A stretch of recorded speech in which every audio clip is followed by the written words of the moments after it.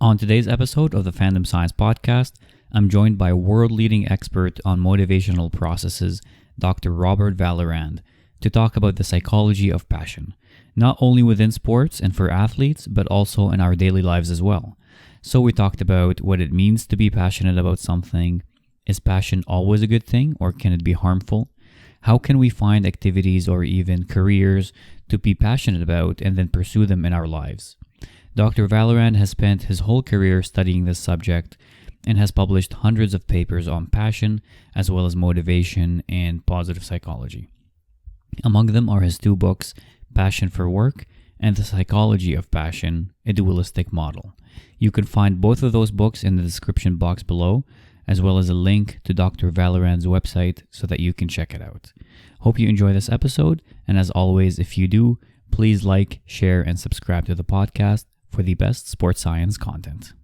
Well, thanks so much for taking the time to chat today. I really appreciate it. And a lot of people are excited when they heard that you're coming on, because this is one of those episodes where, although it's a sports science show, this is something that people in and outside of sports can learn from, because passion is something we all experience in our daily lives. So I'm very grateful that you took the time to do this today. Well, thanks for having me. Yeah. So first things first, how did you get into this field? What led you to study the construct of passion? Well, people may not know this, but before, in a former lifetime, I guess, before science, I was I guess still am a basketball player. So I played for the Quebec team and played university ball on scholarship and so on. And so basketball was really a big chunk of my life way back then. And then got hooked and became passionate about science and research, and then started getting into, back in the day, intrinsic motivation, which was the closest thing to what I was experiencing as an athlete. And then I did a lot of research on motivation, and we're still doing some stuff on motivation. But then at some point, I started realizing that there's more, to motivation than what we had been studying. And then one of my students came in one day with this astute question, and she asked a very simple question: can intrinsic motivation, can it be bad for you? And I said, wow, what a great question. I said, yeah, of course. Then we looked at the literature, there was nothing. Even to this day, you look at the research, everything related to intrinsic motivation, there's positive consequences, no negative effect. And to me, it doesn't resonate. We all know that, for instance, ice cream, people love ice cream, that they start eating more than they should do. And then at some point, either they get, they get sick, or they gain some weight or so. Obviously, but there was nothing out there. So we said, wow, so maybe what we should be looking at is a different construct. And I said, well, when I was a basketball player, playing university ball and so on, it was more than just for the fun of it, for the love of it. There was more fuel behind it. So I think it was passion. And we started looking at passion. And I remember one of my former students, and she went to look at the literature, and then she came back and said, Bob, you won't believe it, there's nothing out there. I said, come on. We talk about it every day. There has to be tons of studies on passion. That was in the late 90s. And then, she was right. I mean, there was basically nothing. So we found ourselves in a peculiar position where, we were ready to open up a new field of scientific inquiry into passion, because there was nothing, no theory, no. So we went and looked at the philosophers. So the Greek philosophers who said, on the one hand, oh my God, don't get into passion, it's bad for you. Reason is the thing that you need. And then we look at the romantics, Jean-Jacques Rousseau and Kierkegaard, and even Kierkegaard said, life is not worth living without passion. So on the one hand, you have, and Hegel said that nothing in this world that is great has been done without passion. So passion, on the one hand, is bad for you. On the other thing, you actually need this thing, and life is not worth living without it. So which one is right? So we started looking into assessing passion. We develop our theory, and then assessment tools, and so we got into this very interesting situation where in 2003, with a JPSP paper, we opened up a new field, and then very exciting, but at the same time, a bit of anxiety a little bit, because you say, wow, we got a huge responsibility here, because whatever we're going to say, people are going to jump on it, and they have. And it's a huge follow-up on research on passion, and it has led us to define passion as something that you love. But in addition to that, very important for you, it is central in your identity. It's something you spend a lot of time and energy on, and it's something that you really care about. It's meaningful to you. But then, just like the duality of passion that you have with the Greek philosophers and then the Romantics, we came up with the thing that there are two types of passion: harmonious and obsessive. And so that's the kind of thing that we came up with, and very exciting that now people have pursued our work, and then there's much more research now. One of my colleagues at New York University Abu Dhabi was saying that, Bob, there has to be beyond 600 studies that have been done now on passion, since and probably more, because maybe he meant like publications, because that we know that we've got a few books out now, and then it's beyond control. It's kind of cool, because then people come up with different hypotheses, and it's across life, like in education and work and sports, leisure and politics, and research that takes this thing in different directions. And it is very exciting, and really, it's for us in the field, it's every day we all see what's new, what's coming up, and stuff like. So it's kind of cool. Yeah, so the field has really exploded after the initial kind of exploration of this construct. Clearly, it's Yeah. and the good thing is that we've been able to do some interesting stuff methodologically, in the sense that we have a scale which is like my good friend Herb Marsh at Australian Catholic University. We did a paper in 2013, and we look at different types of analyses, and confirmatory factor analysis, exploratory, and then we did some equivalence, see the invariance. Is it invariant as a function of types of activities? Yes, it's 5 types of activities. Is invariant? The scale is invariant for gender, and so on. And then Herb said this thing won't die. It's rock solid. So the scale is very. But in addition to the scale, what we did is that we also developed some procedures where when we know that people are passionate, let's say for basketball, then you can bring these people in, or even online, and then you can actually use procedures to induce either harmonious or obsessive passion for the basketball. Once we know they're passionate for something, so we can trigger one or the other, and then people behave for the next hour or so as if they were predominantly harmonious or obsessive in their passion. So kind of cool. So before we get into those details, we mentioned a few times already the duality of passion, the two sides of it. Before I read your work and got to know this area of psychology, I always thought that passion was one thing, and that it's always positive, it's always great to have. But then what I've learned recently is that there's two sides of it. Can you explain this duality and what the two different types of passion are, how they differ Right. from each other? Yeah, it's a good point. Before getting more into details here, we need to define that. So harmonious, the types of passion that you develop for an activity depends on how it will be internalized in your identity. So, for instance, because identity is central to the issue of passion. So, for instance, if I start playing basketball, in high school, or because I want to be popular at school, I love this thing, but I want to make sure that I'm popular with the other guys, or maybe with girls, whatever. And then there is this other side of things that's a little bit more extrinsic in perspective. So there will be lead you to internalize, the new activity, basketball, but more in a controlled way, so that actually at some point, as it gets deeper into you and you get more involved, this activity, can come and control you. So in a more lay perspective, harmonious passion is when you love this thing, but you control the activity. Obsessive passion is when the activity comes to control you. So your passion becomes out of control with obsessive passion. And with harmonious passion, it's still under control. Now, this is more conceptual in nature, but still important, I think, to underscore. We believe conceptually that the two types of passion are on two different continuum. A lot of people believe continua.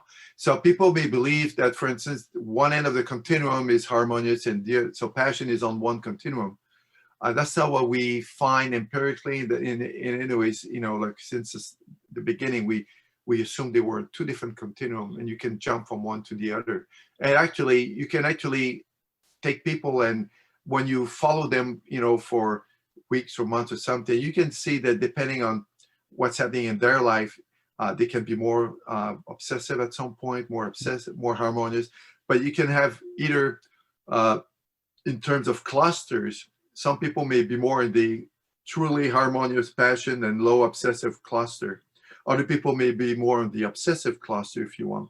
But it's also true at the person variable, in the sense that for one given individual, you can move from one to the other. For instance, you may love, like your undergraduate degree, and you go to class and stuff, but then midterms, oh, you go crazy, right? So you become obsessive for this short period of time, put some stuff aside, become more obsessive, and then you revert back. Athletes, professional athletes, trying to be as harmonious as possible, but then come the playoffs, and then they start focusing. So you have these things where the situation will dictate, and as if you press on the right button, and then you become more harmonious or obsessive. But in the nutshell, generally people may have a more predominant type of passion, harmonious or obsessive, which the scale will allow us to identify. But you can still push the right buttons, and just like people at work, you have a certain type of boss that puts a lot of pressure on you. You love what you do, but then it becomes more obsessive and everything. And coaches, same thing. So teachers and so on. So it can sway you a little bit, and at some point you may have to make decision: is this the right environment for me or not, and so on. So you mentioned pushing the right buttons, and you mentioned one of the studies you've done, so where you bring in basketball players and then you influence them, or you prime them to have one type of passion over the other. How do you do that exactly? How do you influence them? Well, I could tell you, but then you would know too much. Right. And then you're in danger. No. Well, what do we do? We've done studies with colleagues, a good friend of mine, Dr. Belanger at NYU Abu Dhabi, and then he brought in people in the lab, and then he would, what we do, and you can do it online, and then so we've done dozens of studies like that. What you do is you actually ask people to write down for maybe a couple of minutes, last time, to reflect on a situation where they were either clearly, we put them in a mind frame where they were harmoniously passionate. So remember, when engaging in the activity was really in harmony with the rest of your life, when things were going well, enjoying the activity, but still in harmony with either other stuff, with your relationships, with work, whatever. And how did you feel? And please elaborate. And so you put them in a mind frame where they're more harmonious. With obsessive, remember a time, the opposite, where basically, basketball was the only thing in your life, where you focus only on it and put everything aside. Please elaborate, and so on. So we put them in this mind frame, and then the study begins, and then we look at whatever we want to look at in terms of consequences and so on. So that's how we do it. So how do you measure it? Do you have a scale, do you have like a questionnaire that you've constructed? Yeah. Yeah, the passion scale is, how we identify people's predominant, passion for our given activity. Because very important point is that passion is not a trait. Right. You could be, like for instance, I can see your piano there, and then you presumably you may be passionate for the piano, but you may not be for the guitar, for instance. So even within music, you'd be passionate for one instrument and not for another one. Same thing for me, like I'm passionate for the guitar, but not necessarily for the piano, although I do have a piano downstairs. So at some point, when my son is done playing with it, I may give it a shot and see what happens. But the passion is not there. It may develop. We'll see how it goes. And we do find there's, which is kind of interesting, there's about 20% of people who are not passionate, for anything.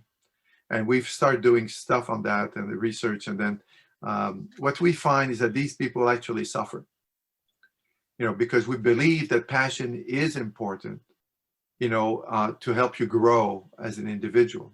Mm-hmm. Now, what we find in our research is that the growth could be limited, circumscribed to the activity you're passionate about, especially if you have an obsessive passion, then you put all your energy into this activity and you neglect other aspects of your life, so you won't develop as much as in other areas of your life. Whereas with harmonious passion, you do become an expert in the area you're passionate about, but you also grow in other aspects of your life, which is kind of cool, because then it's full growth, both within the activity you're passionate about and outside of it. So the scale allows us, the passion scale, to look at harmonious and obsessive passion. And also we have what we call the passion criteria, just to make sure that people are passionate. So with the 5 items, like what I mentioned before, is it part of your identity? This activity is part of your identity. You love it. It's important for you. You do spend a lot of time and energy on it, and you perceive this activity as a passion for you. So this captures the two sides of it. So for people listening right now, they're trying to identify whether their main activity that they're interested in, whether they're engaging in obsessive passion or not, whether they're athletes or not. What are the telltale signs that they can kind of recall and find out whether they're actually being obsessive or not? Right. Good question. Well, a lot of people believe that, if you spend a lot of time on it, that's it, you're obsessive. Well, we have a different take on it. I think that because a lot of the findings we find, and I'll get into that later, we control for the number of hours. Basically, for me, if you want to find out if you're obsessive or not about something, is that when let's say you're an athlete and you go and then you go, let's say, basketball, because I know the sport much more. So you go and practice your shooting, you do your drills, and if you're really passionate about it, you will go beyond the team practice, and you have individual practice your shot, your moves. You may put chairs on the floor, so you have triple threat, whatever. Go for a shot, go for a drive, and so on. Then you may hit 3 times a week. You hit the weights and you do all the stuff. And you may engage in visualization, to help you prepare and stuff. Once you've done everything, can you close down the book and move to some other activities? Or even when you're engaged in those activity, you start ruminating about basketball, so that you're talking with your boyfriend, girlfriend, or just your friends and so on. And while they're asking you a question, your mind is still about basketball. The next time I play, I'll do this, I'll do that. I know what to do. Maybe I should try this. If you cannot put down basketball and it stays with you, even if you're not physically engaging in it, then that's a sign that actually you're more obsessive about it. And it takes strength, I believe, to be able to say, okay, I've done all I could today. Even if I close down the shop, I will still be good tomorrow. A lot of people believe that they don't dare let go because they're afraid that if they let go of the activity they're passionate about, something magical will happen, and then they will lose some of the greatness they have achieved, or they won't achieve greatness, and so on. Mm-hmm. What our research suggests is that it's the opposite. I think that a lot of people achieve greatness in spite of the obsessive side of it, not because of it. I think that we find in our research, and I'm jumping the gun a little bit in terms of outcomes, but looking at high-level athletes on national teams and so on, and then there's 2 roads to excellence: the harmonious and the obsessive. If you're passionate, you won't let go. You'll keep going at it, and you'll focus hard. But because you're more harmonious, you enjoy what you do, and then you can close down the shop and engage in some of the stuff which will prevent you from engaging in burnout, experiencing burnout. Mm-hmm. If you're obsessive, you don't dare let go. And because of that, you become stale. And it will actually eat away at your level of well-being and so on. And eventually, it can come back and bite you from behind and actually take some energy away from the activity you're passionate about. So we do find the harmonious and obsessive side of excellence. And we've even done a study Well, we very interesting study over 15 years, where we followed hockey players from midget AAA, and we had close to 1,000 athletes, hockey players, and who eventually becomes a professional hockey player. Mm-hmm. And what we find is that, both the harmonious and obsessive passion will lead you to persist over time. But with, harmonious passion, what happens is that during these 15 years, you're happy. You have a life. You can still enjoy the other stuff in life.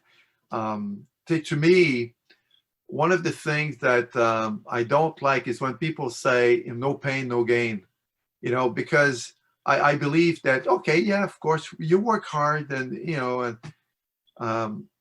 but, you can still have your cake and eat it too, if you have a harmonious passion. Mm-hmm. You work hard, you obviously, you want to improve, and you work on the hard stuff, and like in basketball, be able to, learn how to make a left-handed layup if you're right-handed, or in music, if you're the first time you're trying to have those bar chords, and your wrist burns like crazy, and you keep going. Harmonious and obsessive will give you that. But can you still have a life and be happy and come back the next day? So these things are important, and people I believe and our data suggests that the wrong belief that you need to make a choice between excellence and well-being. And it's not the case. That's not what we find. Do you think our society overemphasizes the obsessive passion? Clearly. Society promotes the no pain, no gain. No time for sleep. Or you should always be working. That kind of especially thing. especially a North American society, I think does that. Yes. Yeah.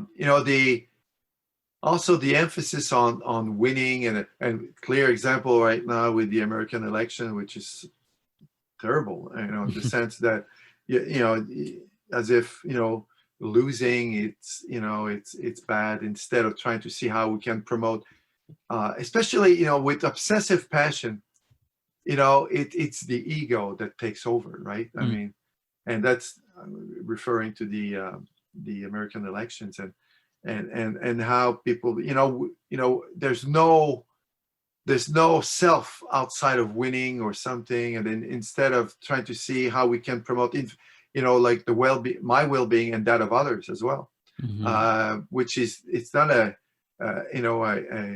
win-loss, sum game. It's basically, we can have more than one winner here, and people have not been used to look at it from this perspective. In fact, we have devised a scale that we're going to be sending for publication. We call it Office, which is in an acronym that was developed initially for the work domain, but optimal functioning in society.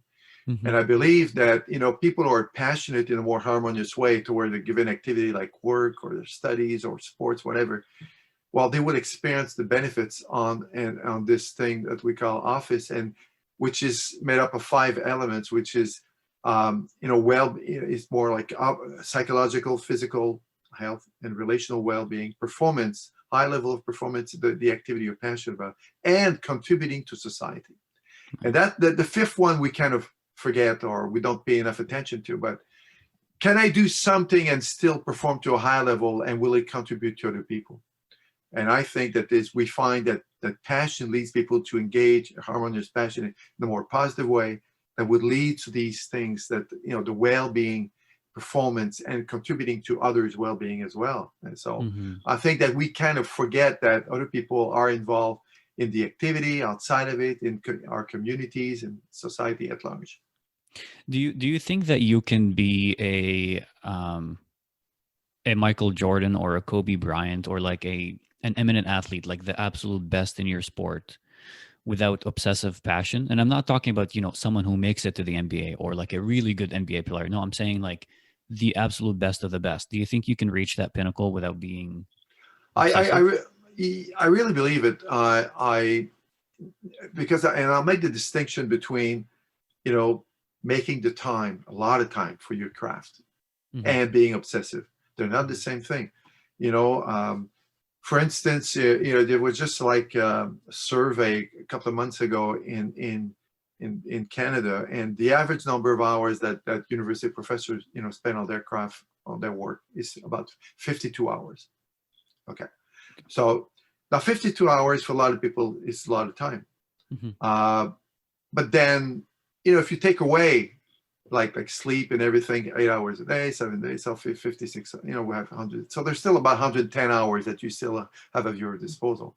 If I spent 52 and maybe another 5, 6 for traveling, whatever, then you still have a good 40 some hours. What do you do with the 40 hours?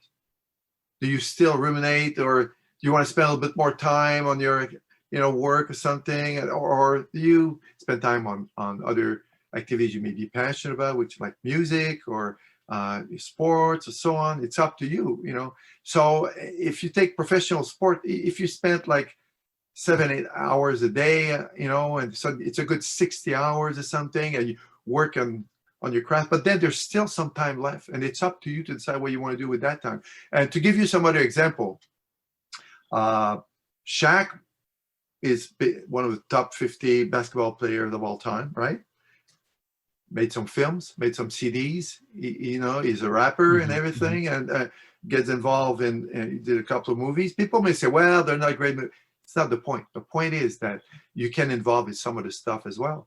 There were some NBA players that were also jazz musicians, and they did some CDs and so on. So yeah, it's up to you. I believe that if people want to open up, right? I mean, to what's around them and everything, and let go of the rumination that is associated with obsessive passion, you can actually engage in these other activities with your family and so on. And then, so I don't think that obsessive passion is a prerequisite to become a top performer in your field. I do believe, though, that you need to be passionate. If you're not passionate, I'm not the only one saying that. I think this is, Steve Jobs said that years ago. If you want to launch a company, if you're not passionate, forget about it. It's too hard. Reaching excellence is hard. It's not easy.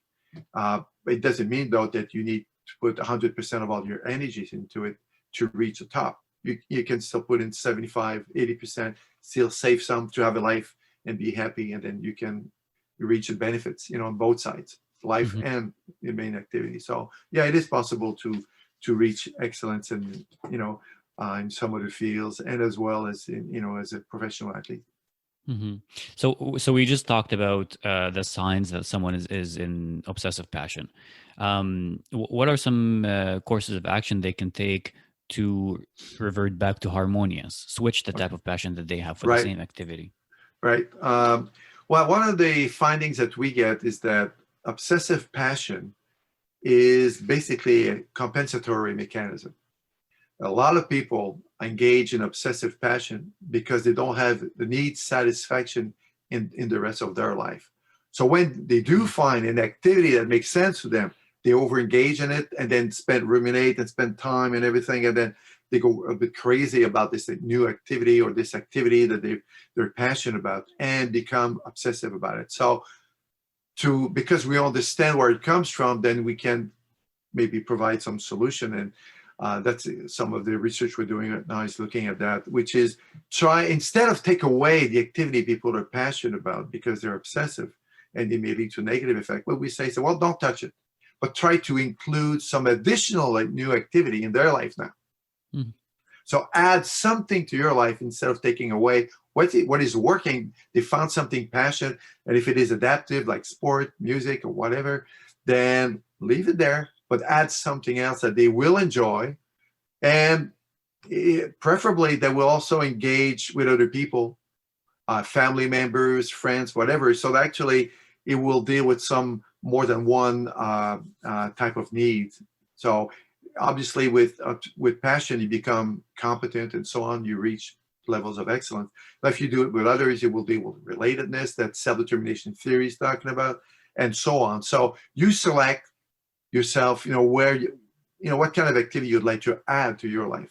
So this kind of thing is, when I talk to clinicians and life coaches and so on, people take a while and say, wow, that's not how I would have gone about it. People want to work on what seems to be the problem, but sometimes the problem is not, where we think it is. That's why we say, don't touch what seems to be working, although they may be obsessive about it, but trying to add something to their life. So, which is kind of Mm-hmm. interesting.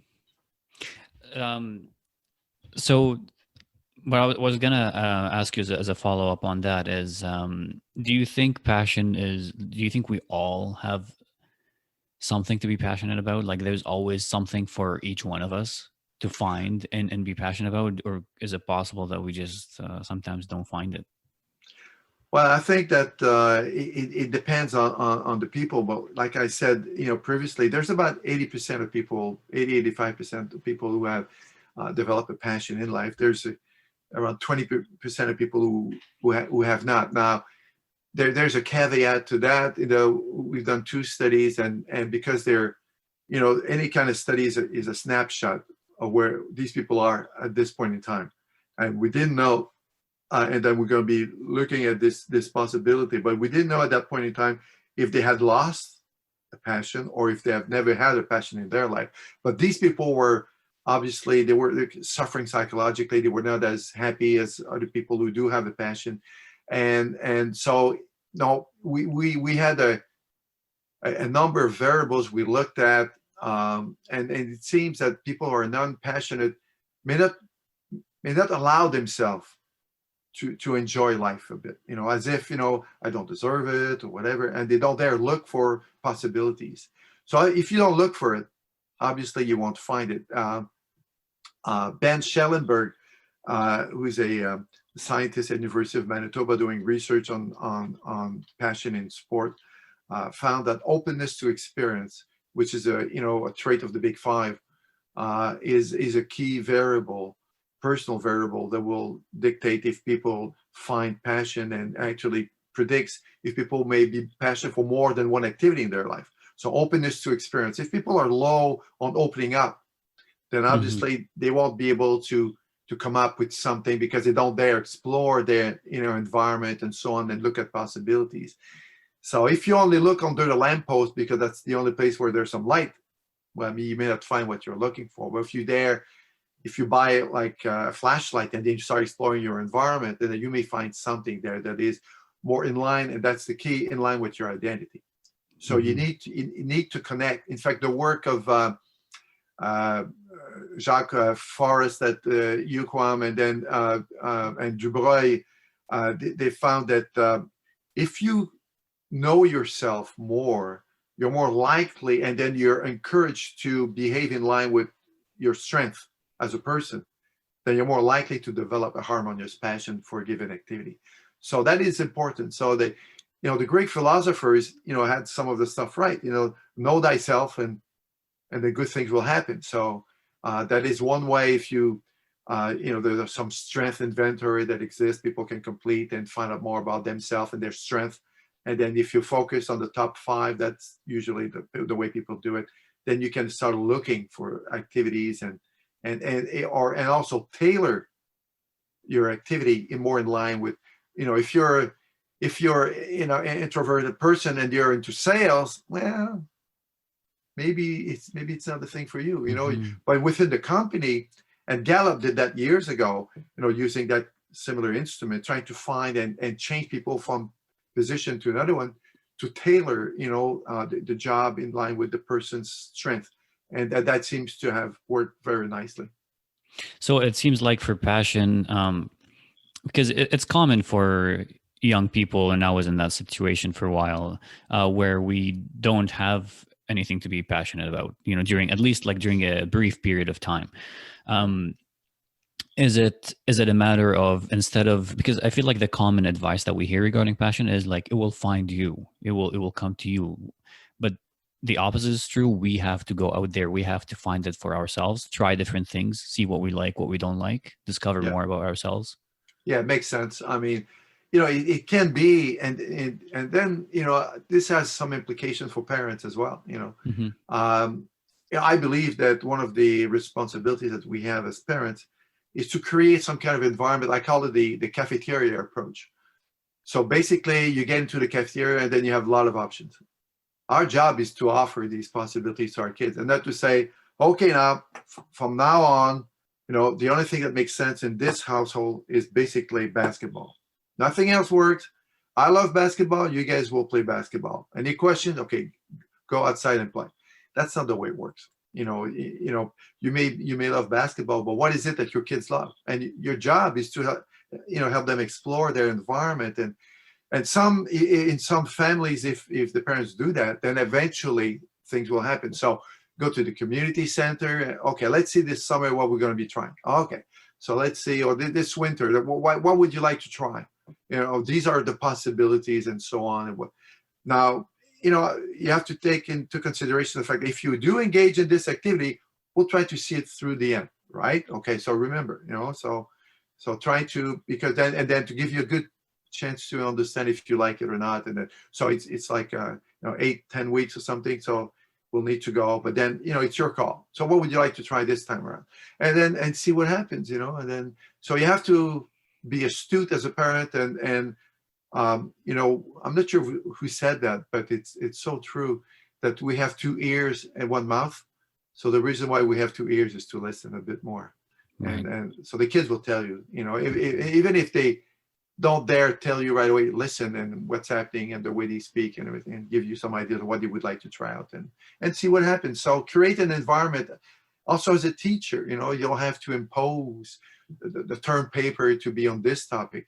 There's a variety of, for instance, over the years, I've changed the way I teach my doctoral course, either on motivation or on passion.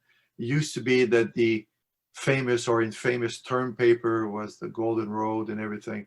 I give them the choice to obviously, to do a term paper on any topic they want within, the sphere of the course, but now they can do research if they want to. And then in any area they want to, and they can work in teams, individually, and so on, because the key is to learn and do something that you may become passionate about or enjoy and so on. And so create a learning environment, I think, is important as a worker, as a teacher, as a boss, as a parent, and so on. And good things usually happen. What about if you're a coach? Like we're talking sports specific here. How can you create a harmonious passion environment for your athletes Well, within like such a competitive environment where like it's a win business? Right. I'll give you an example, because I was just sent an email to one of my former coaches last night, because as you probably know, Tommy Heinsohn from the Celtics died on Tuesday, and Tommy was one of the initial Celtics with Bill Russell and Bob Cousy and so on. And Russell and Cousy are still around. We've lost Hondo Havlicek and Frank Ramsey and so on, but we exchange ideas and stuff. And the reason why I talk about this is that when I was growing up in high school, I grew about 6 inches one year, and obviously they wanted me to be a center back in the day. When this Canadian team, the center was about 6'1" or something. It wasn't like 7'8" like it is today. Jesus, I tell you. Not only that, but people 7'2", 7'3" shooting a 3-point shot. I mean, the Europeans have changed the NBA game, I tell you. Yeah. It's not enough to be under the basket, be able to dunk. You have to be able to shoot and develop fully as an athlete and as a player. And very, very, very interesting. And that's why I think that it's important to consider what people may be saying. And this coach, wanted me to play center. I said, listen, my dad is 5'6", my mom is 5'3". I won't be 6'6". I'll be 6'1" at the top. This is probably the end of my growth. I'll be a point guard or shooting guard at best. Let me play guard. So I was the tallest player on my team, and he let me play guard. So as a coach, you have to be astute enough to say, I would have resisted being a center, or I would have gone into it, half-heartedly or something. So, but I told him, I said, I want to play guard. He said, yeah, I got you. Okay, fine. We'll do. Okay, we'll get around it. And then back in the day, this is years ago also, when I was in high school, last year in high school, I was a decent player. So the coach came in and decided to do this one thing. Each player individually will get in and talk with him, and you would ask the basic questions. 2 questions. Okay, before we start the season, what is your team goal and your individual goal? Gee, now we're talking in the 70s. This guy is asking me as a head coach, what are my individual and team goals? Team goal, I said, we want to go to the provincial and hopefully win the whole thing. Anything can happen. Let's go to the provincial. Individual goal, I want to finish top scorer. So, I left it at that. He took notes and everything. And then funny thing happened. I thought, that this was just either for show or listening or something. Then, we were a pretty good team. So sometime we would be winning by 25 or something. And then he would take the starting 5 out. And sometime he would take me out. Sometime he'd leave me in. And I could see him go over the score sheet and have a look. I didn't know at the time, because what he did is that he took away the score sheet. We didn't know how many points we scored. You wanted a team concept and everything. But he took seriously what I said as individual goal. And there was a scoring race between me and some other player. He just wanted to make sure that my individual goal will also happen at the same time that the team goal will take place. I finished top scorer that year because he took my individual goal seriously. And the individual goal did not take away, from the team goal. So there is this thing about listening and providing autonomy and supporting your athletes that can be done if you're a head coach. And obviously some head coaches may not feel secure doing that. Others may feel secure doing it.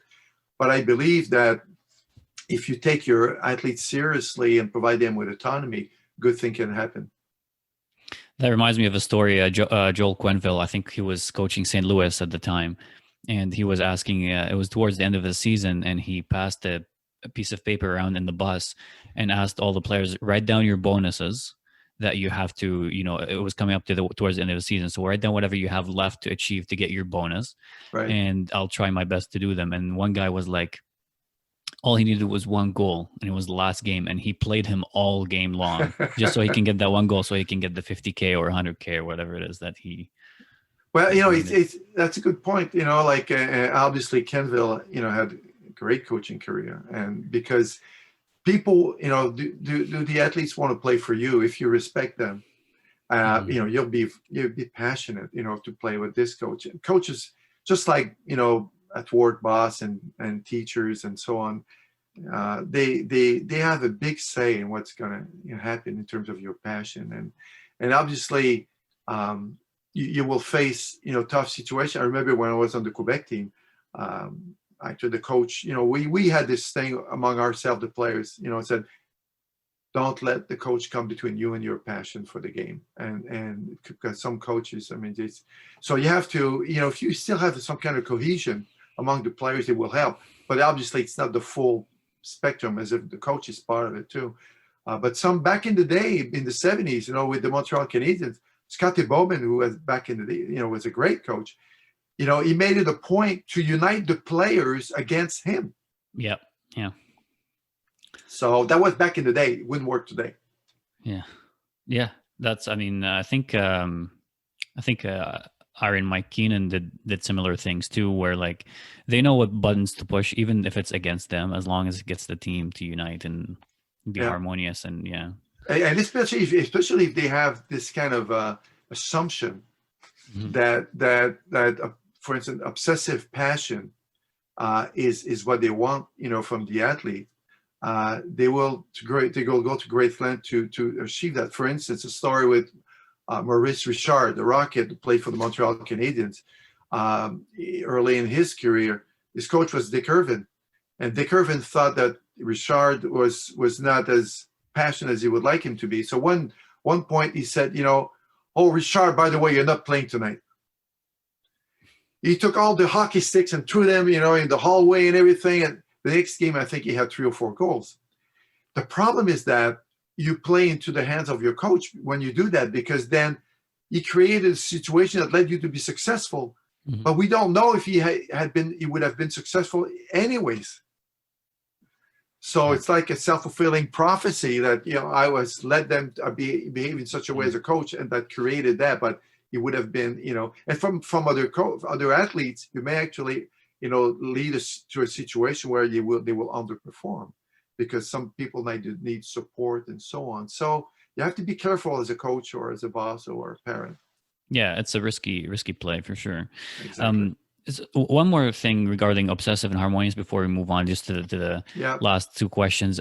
We mentioned that openness to experience is related to finding likelihood of finding passion, likelihood of. Do you think that people who are high in neuroticism would be more likely to be obsessive, for example? Like, do you think that if everyone does a Big Five test and finds out more about their personality, they can learn more about their passion? Yeah, I think it's a very good point. We've done a study published in 2019 in the I think it's personality individual differences that not only looked at the Big Five, but also the facets of the Big Five. So Yeah. we use the huge instrument, like the 260 question or whatever it is, and we do find that, for instance, neuroticism is a moderately strong predictor of obsessive passion, maybe plus 0.35 or something like that. So the higher your level of neuroticism, the more obsessive you're likely to be toward the activity you're passionate about. I think extroversion and maybe conscientiousness was good. They were good predictors of harmonious passion. Openness to experience as well, I think, with harmonious passion. So the Big Five can come into play in different ways. That's very good. The other thing is that some of the facets, there were some nuances with the facets, but basically the Big Five, actually, they were different predictors. Also, another one that we find is perfectionism is an important predictor. There are two types of perfectionism. The more socially prescribed, which is the socially imposed pressure to be performed, either from parents or from other people around you to be good, will lead to obsessive passion, where the more self-ascribed type of perfectionism will lead more to harmonious passion. And there's a few other ones as well. Also, the social conditions are important. So allowing people to have more autonomy. So if you provide autonomy support, it will lead to harmonious passion. To be overprotective as a parent lead more to obsessive passion. Control nature of the activity. Task autonomy, allowing people to tailor the task to their needs, will lead to harmonious passion, and so on. So these are more determinants of passion. What has been like a result of a study that surprised you the most over your career of studying this? We've done several ones here and there. One that is kind of that's really sticks in my mind is the one we've done with yoga. Mm-hmm. There were people challenging us and say, well, maybe just the Nike app, just do it, right? I mean, if you just do it, things will be fine, and for us, our perspective, it's not only what you do, is how you do it, right? I mean, it's if you do it more out of harmonious passion, it should lead to more adaptive outcomes than with obsessive passion. It doesn't mean that obsessive passion will give you some of the good stuff. It can.